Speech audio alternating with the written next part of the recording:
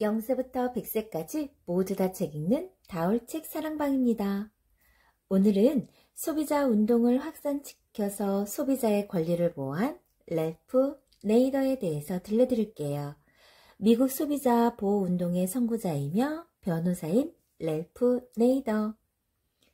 우리가 돈을 주고 산 제품에 이상이 발견된다면 여러분들은 어떻게 하나요?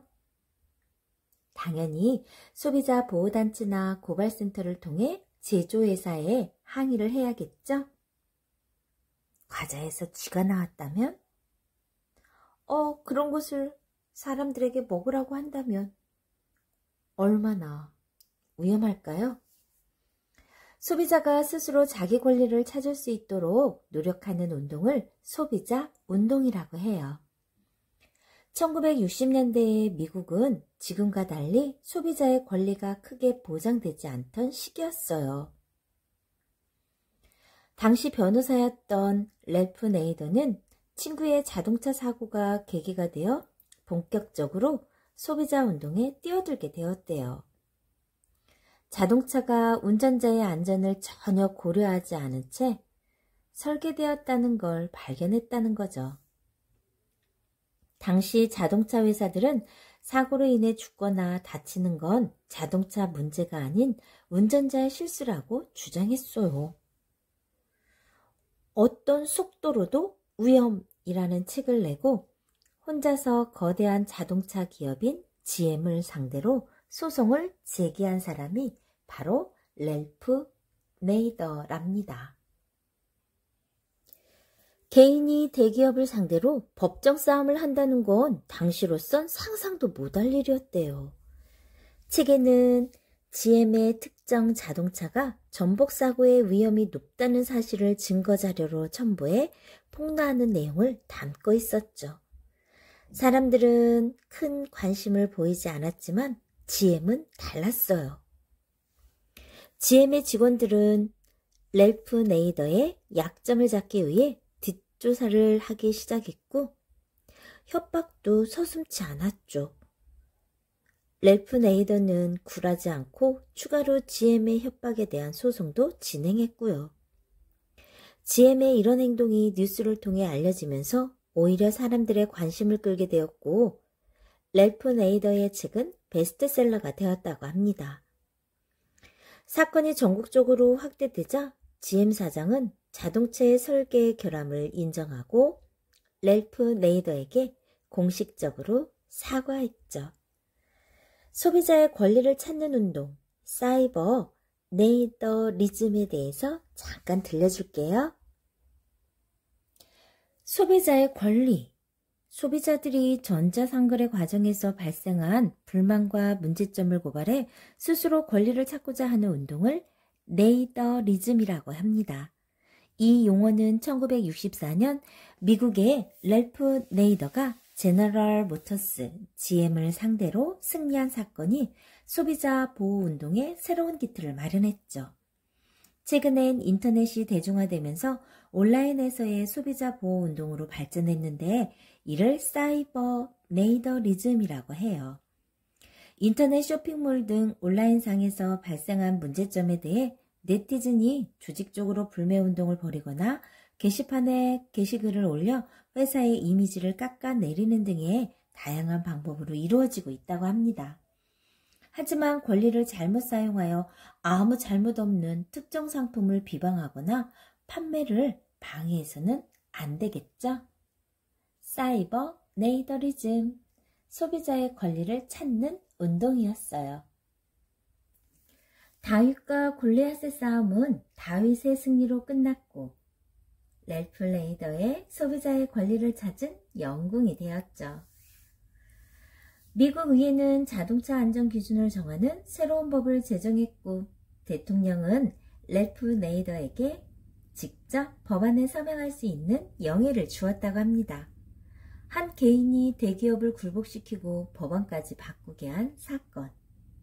이 사건을 계기로 소비자 보호운동은 랠프 네이더의 이름을 따라 네이더리즘이라고 불리며 미국 전역으로 확산되었어요.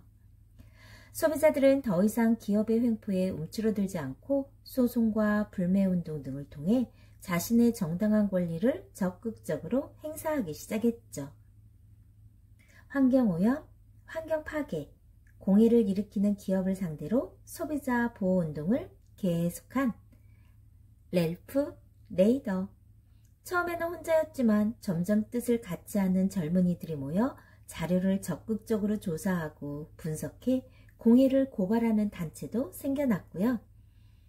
공공시민회란 단체를 만들어 소비자 보호운동을 널리 확산하는 데 힘쓰고 있는 랠프 네이더예요. 소비자 보호운동은 이제 기업마저도 변화시키고 있어요. 많은 회사들이 제품에 문제가 생기면 잦은 리콜을 하는 등 소비자들의 피해를 줄이기 위해 노력을 시작했죠. 자신의 권리를 찾고자 하는 소비자 한 사람 한 사람의 정당한 요구가 기업을 바꾸고 더 나아가 보다 더 좋은 세상을 만들 수 있다고 믿는 바로 랠프 네이더 이야기였어요. 자신의 권리, 스스로의 노력으로 지킬 수 있다는 거 잊지 마세요.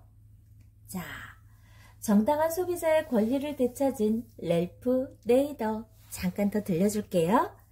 랠프 네이더는 미국의 대표적인 소비자 운동가예요. 1934년에 레바논 출신 이민자의 아들로 태어나 프린스턴 대학과 하버드 대학에서 공부를 하고 1965년 GM 자동차 회사의 콜베어 자동차의 안전 문제에 대해 이의를 제기한 후 세계적인 명성을 얻게 되었어요.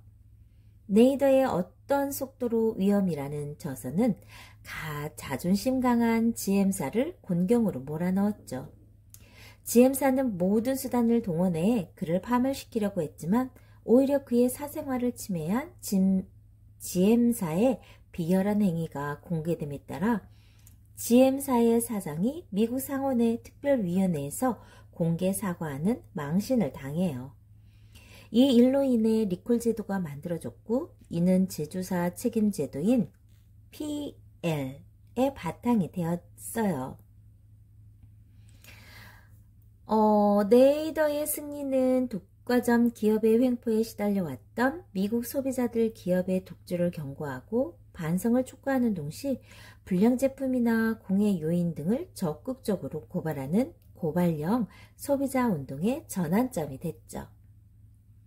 1971년에는 공공시민의 나라는 시민단체를 세워 본격적인 활동을 시작했는데 이 단체의 활동 결과 안전한 음료수법, 정보공개법 등이 입법화되었고 환경청, 소비자안전위원회, 직업안전청 등의 행정기구가 창설되었대요.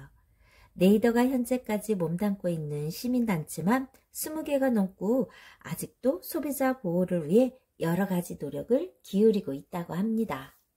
대단하죠? 여러분들도 할 수 있어요. 우리에게 불편한 일, 어떠한 것들이 있는지 여러분들이 찾아서 그것을 불편한 거를 어떻게 해결하면 되는지 여러분이 계속 고민을 한다면 반드시 그 길을 찾을 수 있을 거랍니다. 랠프 네이더 소비자 보호운동으로 달라진 미국 사회 잠깐 들여다볼까요? 1965년 네이더가 어떤 속도로도 위험이라는 책을 출간했을 때 네이더와 뜻을 같이 하는 획기적인 사건이 일어났는데 의회가 흡연과 건강을 위한 정보센터를 설치해 모든 담뱃값에 다음과 같은 문구를 포함시켰대요. 경고! 흡연은 당신의 건강을 해칠 수 있습니다. 라고 말이죠.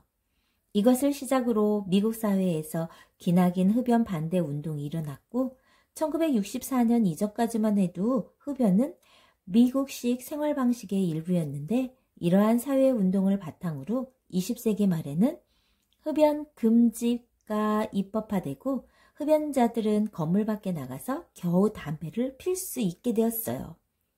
네이더의 소비자 보호운동의 사례는 세계 곳곳에서 소비자들의 피해를 막고 근본적인 권리를 찾는데 많은 영향을 주고 있답니다. 여러분들 담배 피워선 될까요? 안 될까요? 흡연은 당신의 건강을 해칠 수 있습니다. 경고! 담뱃갑에 새겨진 글귀, 이거를 만들게 된 사람이 누구라고요? 맞아요. 정당한 소비자의 권리를 되찾은 랠프 네이더. 랠프 네이더의 이야기였습니다. 좋아요, 구독 꾹 눌러주시면 계속해서 함께 할 수 있어요. 감사합니다.